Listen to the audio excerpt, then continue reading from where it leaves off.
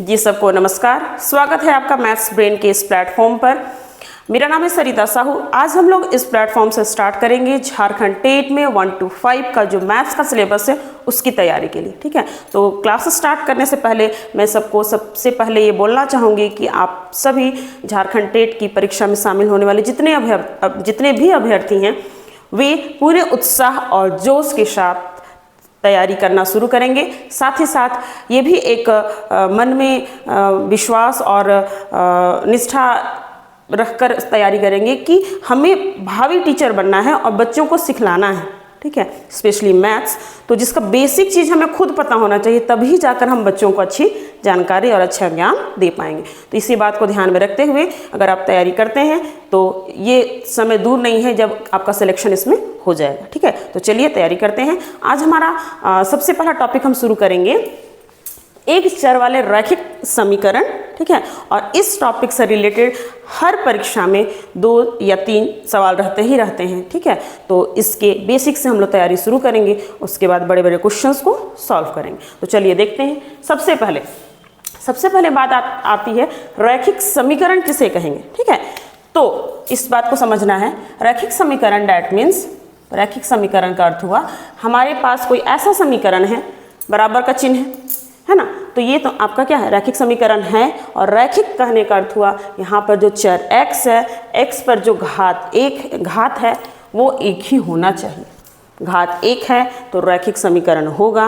और एक चर वाला कहने का अर्थ हुआ ये जो समीकरण है उसमें हमें केवल एक ही चर दिखाई दे रहा है, वो है x।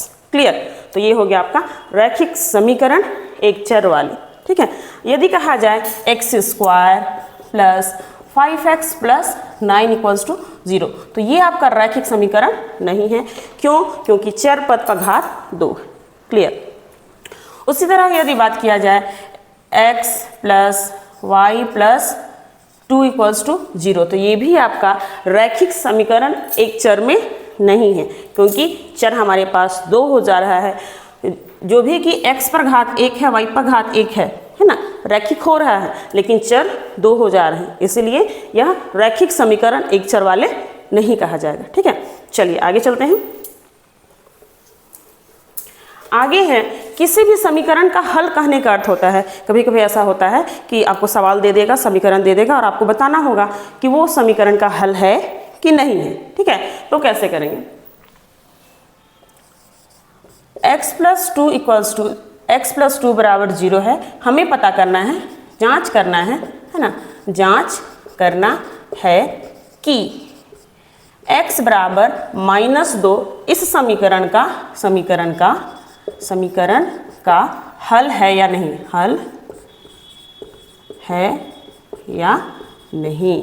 तो उसके लिए हमें क्या करना होगा, ये जो मान दिया है हमें x बराबर -2, इस मान को दिए गए समीकरण के बायां पक्ष और दायां पक्ष दोनों ओर बैठाएंगे।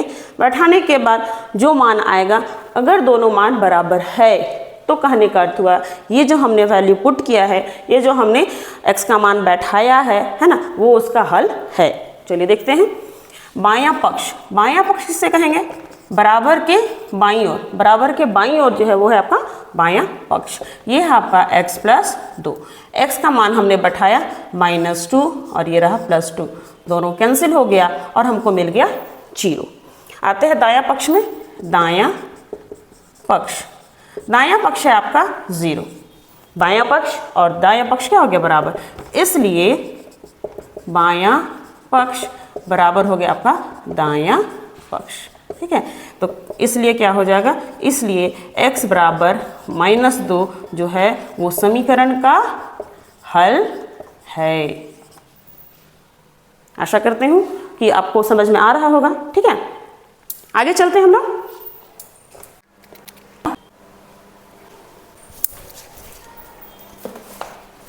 चलिए आगे देखते हैं सवाल नंबर 3। यदि 5x/3 - 4 बराबर 2x/5, तो 2x - 7 का मान ज्ञात कीजिए। ठीक है, तो इसमें हमारा ऑप्शन दिया हुआ है और कौन सा सही जवाब है उसका जवाब हमें देना है। ठीक है, तो चलिए सबसे पहले इसको हल करेंगे और x का मान निकालेंगे। यहाँ जो x का मान आएगा उसको यहाँ पर बैठा देंगे, हमारा आंसर आ जाएगा। ठीक है, तो चलिए 3 और 1 का लसा 3, ये हो जाएगा 5x माइनस 4 तिया 12, ये हो जाएगा 2x बटा 5। अब क्या होगा, तिरछा गुना, 5x माइनस 12 में 5 से गुना होगा और 2x का गुना 3 से, तो ये हो गया आपका 5 पचे 25 x माइनस 12 पचे 60 और यह 3 दूना 6x। इस x वाला को इधर लाएंगे, x एक तरफ, संख्या एक तरफ, 60 को उधर ले जाएंगे, तो ये हो जाएगा आपका प्लस 60। 15 में से 6 जाएगा आएगा 9 और 1, ये हो गया x बराबर हो गया 60। तो x का मान हो गया 60 बटा 19। अब इस x का मान यहाँ बैठा देंगे। अब ये है आपका 2x घटाओ 7, तो 2 गुना x का मान है 60 बटा 19 घटाओ 7, 7 के नीचे कुछ नहीं 1, 6 दूनी 12 120 बटा 19 माइनस 7 बटा 1, लसा लेंगे तो 19, ये हो गया 120, 7 9 63 हाथ में 6, 7 1 7 और 6 133, घटा देंगे तो आएगा आपका 3 से 2 1 बटा 19। ठीक है, तो आपका जवाब हो जाएगा -13 बटा 19। ठीक है, अगला सवाल चलते हैं हम लोग। x का वह मान जिसके लिए व्यंजक 3x माइनस 4 और 2x प्लस 1 बराबर हो जाएंगे, मतलब ये और ये बराबर होगा, मतलब समीकरण बन जाएगा और इसको हल करके हमें x का मान निकालना है। ऑप्शन 4 दिए हुए हैं, पहला है आपका -3, दूसरा 0, तीसरा 5 और चौथा है 1। ठीक है, तो चलिए इसे सॉल्व करते हैं। तो यहाँ पर क्या हो जाएगा, x एक तरफ, संख्या एक तरफ, तो ये हो गया 3x, ये जो 2x प्लस इधर आके क्या होगा -2x इक्वल्स टू 1, ये -4 उधर जाके क्या हो जाएगा +4, 3x में से 2x जाएगा आएगा 1 और ये हो गया 5, x का वैल्यू क्या आ गया 5, तो हमारा आंसर x बराबर क्या हो गया 5। अगला सवाल,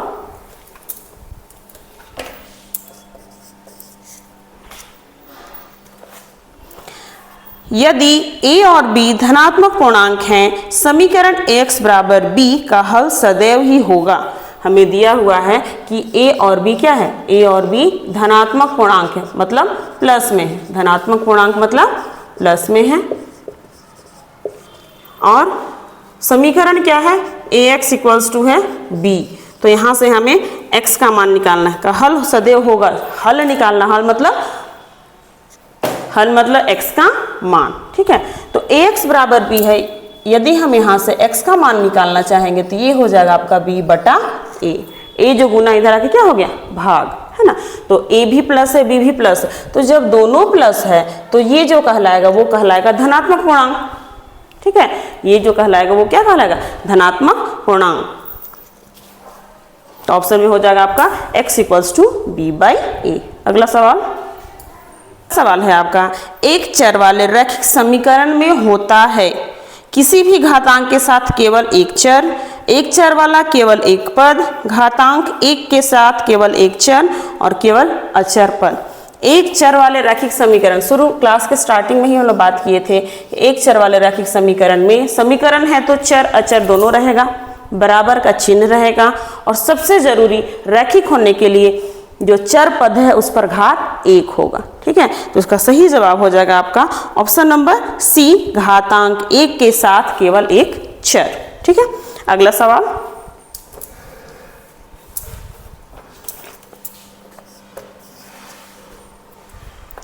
निम्न में से कौन एक रैखिक व्यंजक है।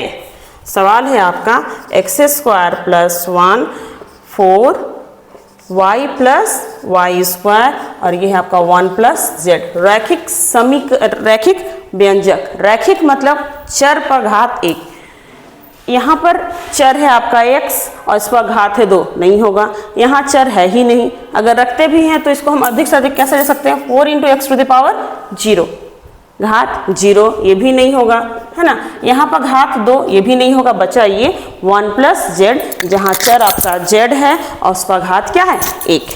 ठीक है, आगे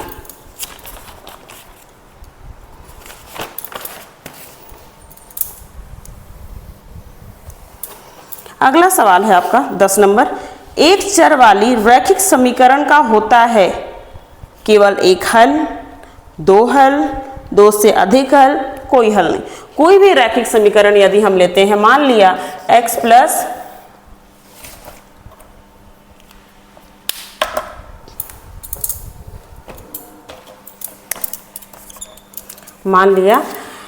x प्लस 5 बराबर 0, तो इसका हल कितना होगा? एक चर पद है, वो भी घात एक, डेट मीन्स की रैखिक समीकरण है, तो इसका एक ही हल होगा, एक हल होगा ही होगा। ठीक है, तो ऑप्शन केवल एक हल, ये सही है। दो हल तो बिल्कुल नहीं होगा, दो से अधिक ये भी नहीं होगा, कोई हल नहीं ये भी नहीं होगा, हल तो होगा। ठीक है, और वो भी एक ही। ठीक है, तो इसका आंसर हो गया केवल एक हल। अगला सवाल है आपका 1/3 जोड़ s बराबर 2/5 में s का मान है, s का मान है, इसका मान क्या होगा? ठीक है, 1/3 जोड़ s बराबर 2/5 में s का मान है। s यहाँ चर पद है, इसका मान हमें निकालना है। तो क्या किया जाएगा, s को अकेले छोड़ देंगे और इसके साथ जो जुड़ा हुआ 1/3 इसको उठाकर उधर ले जाकर माइनस कर देंगे, तो हमारे पास बच जाएगा s बराबर 2/5 घटाओ 1/3। दरअसल ये 5 तिया 15, 3 दूना 6 माइनस 5 तिया 5 का 5, 1/15। s का मान हो जाएगा 1/15। ठीक है, तो यहाँ देखिए एक बार हमने जो नियम सीखा समीकरण हल करने का, उसी का यूज किया गया। अगला सवाल -4/3y बराबर -3/4, तो y बराबर है, मतलब हमें y का मान निकालना है। ठीक है, तो ऑप्शन बहुत सारा है जिसमें हमें बतलाना है y का क्या मान होगा। तो इसको सबसे पहले हम लोग हल करेंगे। इसको जब हल करेंगे तो कैसे हल करेंगे, तिरछा गुना हो जाएगा। तो सबसे पहले बात तो ये है कि माइनस माइनस पहले ही खत्म, कैंसिल हो गया, बच्चा आपका 4/3y और ये हो गया 3/4। क्रॉस मल्टीप्लाई करेंगे तो ये हो जाएगा 4y × 4 और ये 3 × 3। फिर y का वैल्यू क्या हो जाएगा, 3 3 जा 9। ठीक है, हमारे सामने एक आयत दिया हुआ है और इसमें बोल रहा है कि इसका जो परिमाप है वो 186 सेंटीमीटर और यहाँ से यहाँ तक ये जो लंबाई दिया हुआ है वो दिया है 5x + 6 और ये जो दिया हुआ है ये दिया है आपका 2x + 66। ठीक है, तो हमें क्या निकालना है, इसमें x का क्या मान होगा वो बतलाना है। ठीक है, जहाँ हमको परिमाप दिया हुआ है। ठीक है, तो ध्यान देना है ये कि x का मान निकालना है। ठीक है, तो सबसे पहले ये आयत है, तो आयत का परिमाप क्या होता है,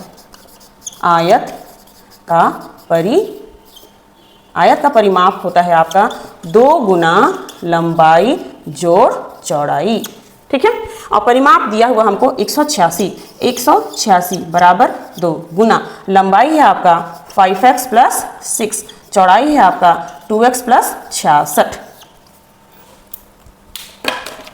अब क्या करेंगे, ये जो 2 गुना इधर का क्या हो जाएगा भाग, तो हमारे पास बचेगा 186/2, 5x और 2x बच गया 7x, 6 6 12 हाथ में 1 6 और 1 7, 2 1 2, 2 9 18, 2 3 6, बच गया आपका 93 और ये 72 जो प्लस इधर का क्या हो गया माइनस, ये हो गया आपका 7x। 3 में से 2 गया 1, 9 में से 3 गया 2 और ये हो गया 7x। हेंस x = हो गया 21/7, 7 का 7 7 21, x का मान आ गया आपका 3, x का मान आ गया 3। तो हमें इसी x का मान निकालना था। ठीक है, तो यहाँ ये चीज़ आपको पता होना चाहिए, याद होना चाहिए कि आयत का परिमाप 2 गुना लंबाई जोड़ चौड़ाई। ठीक है, आगे चलते हैं। 200 को a और b में इस प्रकार विभाजित करने पर कि a द्वारा प्राप्त की गई राशि का दुगुना b द्वारा प्राप्त की गई राशि के तिगुने से 200 रुपया कम हो, b द्वारा प्राप्त की गई राशि ज्ञात कीजिए। बोल रहा है कि 200 रुपया को 2 व्यक्तियों में a और b में बांटा गया है। ठीक है, फिर लिखा हुआ है a द्वारा प्राप्त की गई राशि का दुगुना b द्वारा प्राप्त की गई राशि के तिगुने, है ना। तो यहाँ पर पहले रफ लिख लेना, a द्वारा प्राप्त की गई राशि का दुगुना, मतलब इसमें 2 से गुना करना है, ठीक है, दुगुना, ये बराबर है किससे, b द्वारा प्राप्त की गई, b द्वारा प्राप्त की गई राशि कितनी गुने, मतलब इसमें 3 से गुना, से 200 रुपया कम है, इतना से 200 क्या करना है, घटा देना है, ठीक है। तो यहाँ हमें क्या समझ में आ रहा है, ना ए पता है, ए को कितना राशि पता है दिया गया वो भी नहीं पता, बी को कितना दिया गया है वो भी नहीं पता। तो सबसे पहले हमें यदि हम बी का मान लेते हैं, बी को दिया गया राशि x है, तो ये वाला क्या हो जाएगा, इसमें बैठा देंगे तो ये हो जाएगा x × 3 - 200, ठीक है। और जब b को हम x रुपया दिए तो a को कितना देंगे, 200 घटाव x देंगे, ये बात मेन समझना है इस सवाल में, ठीक है। एक ही चीज़ यहाँ कोई सवाल को क्या करना है, प्रैक्टिकल लेकर चलना है, ठीक है। मान लीजिए आपके पास 2 सब है, 2 दोस्तों में आपने बांट दिया, एक खुद लिया और एक अपने दोस्त को दिया, ठीक है। तो मान लिया आपने रखा 50 रुपया, तो दोस्त को कितना दिया, 150, 200 घटा 50, तो यहाँ पर भी क्या करेंगे, कुल था आपका 200, 200 में से b को जो दिया x उसको घटा दिया, वो निकला a को दिया गया पैसा, ठीक है। तो b को मिला है x, a को मिला है 200 घटा x। अब सवाल क्या कह रहा है, सवाल बोल रहा है कि a द्वारा प्राप्त की गई राशि का दुगुना, a को कितना मिला भाई, a को मिला है कितना, 200 घटा x, इसका क्या चीज़ है, इसका है दुगुना, ये बराबर है b को प्राप्त की गई राशि, b को दिया गया x, x गुना 3, ठीक है, x गुना 3। ये भी ध्यान देना है कि कोई भी जो संख्या रहता है वो चर के आगे रहता है, ठीक है, जब गुना के रूप में रहे, 3x और ये हो गया -200। अब हमारे सामने समीकरण तैयार है, इसको हल करेंगे तो हमें पता चल जाएगा कि b को कितना पैसा मिला है, क्योंकि हमारा सवाल में वही है कि b को कितना मिला, ठीक है। तो हल कर दीजिए, ये हो गया आपका 2 दूना 400 - 2x = ये हो गया 3x - 200। अब क्या हो जाएगा, 400 में से ये 200 को उधर ले जाएंगे तो ये हो गया आपका 400 + 200, ये हो गया 3x, ये जो -2x उधर जाके क्या हो गया +2x, तो ये हो गया आपका 600 और ये 5, तो x का मान हो गया आपका 600/5, 5 × 5, 5 × 5, 5 × 10 0, मतलब x का मान कितना निकल गया 120। कहने का अर्थ हुआ कि ये जो b है उसको कितना पैसा मिला, 120 रुपये, ठीक है। आगे चलते हैं। मधुलिका ने एक संख्या सोची, उसका दुगुना किया और उसने 20 जोड़ा, परिणामी संख्या को 25 से भाग देने पर उसे 4 प्राप्त होता है, वह संख्या निकाली, ठीक है। मधुलिका एक संख्या सोची, तो मान लिया जो संख्या सोची वो क्या है, x है। अब बोल रहा उसका दुगुना किया, मतलब इसमें 2 से गुना किया और उसमें 20 जोड़ा, ये जो आया उसमें 20 जोड़ दिया, परिणामी संख्या को इतना काम करने के बाद जो संख्या आया उसमें 25 से भाग कर दिया, उसे क्या प्राप्त हुआ, उसे 4 प्राप्त हुआ, वह संख्या क्या है, ठीक है। 4 प्राप्त हुआ तो बताना है वो संख्या क्या है। तो ये समीकरण तैयार है हमारे सामने, इसको हल करेंगे। ये हो गया आपका 2x + 20, ये हो गया 25 और ये हो गया 4/1। अब तिरछा गुना होगा, ठीक है, तिरछा गुना होगा, 1 से गुना होगा तो यही रह जाएगा 2x + 20 या 25 × 4 = 100।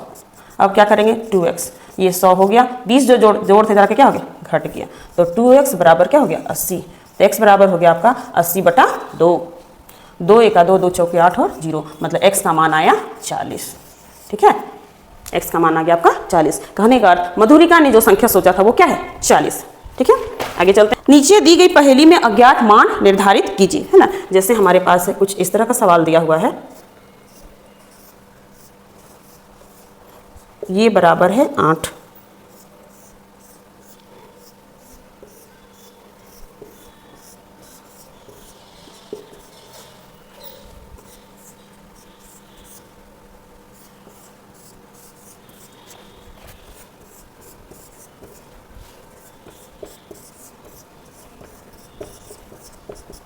बोल रहे इसका मान क्या होगा, ठीक है। तो थोड़ा सा दिमाग लगाना है, सवाल आपका आसानी से बनेगा। इतना और इतना बराबर क्या है 8, इतना इतना इतना बराबर है 10, ठीक है। तो ध्यान ये देना है, हमें सबसे पहले ये पता करना होगा कि ये जो बना हुआ है ना, इसका अर्थ क्या है, किस अंक को रिप्रेजेंट कर रहा है ना, और ये जो स्टार बना हुआ वो किसको रिप्रेजेंट कर रहा है। ध्यान दीजिएगा, यहाँ 8 लाना है, यदि इसको 4 मानेंगे तो ये भी 4, तो दोनों का सेम होना चाहिए, अलग अलग नहीं होगा। 5 अगर मानते हैं तो ये 5, 8 लाने तो अगर 5 मान लेते 3 होगा, 5 3 8 ना, तो ये 3, तो 3 3 6 और 6 और 5 11 हो जाएगा, 10 नहीं आ रहा, नहीं चलेगा। और बताइए, अगर इसको 2 मानते हैं और इसको 6 तो क्या होता है, ये 2 ये 6, 6 2 8, यहाँ पे 2 और 2 4, 4 और 6 10 आ गया। मतलब हमने क्या निकाला निष्कर्ष कि ऐसा का अर्थ है 2 और इस स्टार का अर्थ है 6। ठीक है ना। अब ध्यान दीजिए, ये हो गया 2, फिर स्टार कितना को है 1 2 3 4, तो 6 चौका 24, 24 और 2 कितना हो गया 24 25 26, दिस इज योर आंसर। ठीक है। तो इस तरह से हमने रैखिक समीकरण एक चर वाले जो है उस पर कुछ सवाल को हम लोगों ने हल किया और समझा कि इस तरह से सवाल हमारा परीक्षा में आता है और आ सकता है। ठीक है। तो इसके बाद नेक्स्ट क्लास में मैं फिर और कुछ सवाल को लेकर आऊंगी जिसमें रैखिक समीकरण के कुछ अनुप्रयोग हैं, जिसमें हम लोग आयु पर आधारित सवाल, संख्या, परिमेय संख्या, भिन्न, है ना, और परिमाप, नाव, दिशा, है ना, इस पर आधारित कुछ सवाल लेकर चलूंगी जिस पर आधारित सवाल आपके आते हैं। ठीक है। तो आज के लिए इतना ही। तो बस आपसे यही आशा है कि इतना मेहनत करके जो मैं वीडियो बनाई हूँ तो कम से कम आप मुझे उत्साहित करने के लिए मुझे सब्सक्राइब करें, है ना, शेयर करें। और साथ ही साथ ये एक रिक्वेस्ट रहेगा कि यदि आपको मेरा ये क्लास पसंद आया तो यदि आप लाइव क्लास लेना चाहें तो अगर आप कमेंट करें, अगर वैसा संभव होगा तो मैं लाइव क्लास भी लूँगी। Thank you.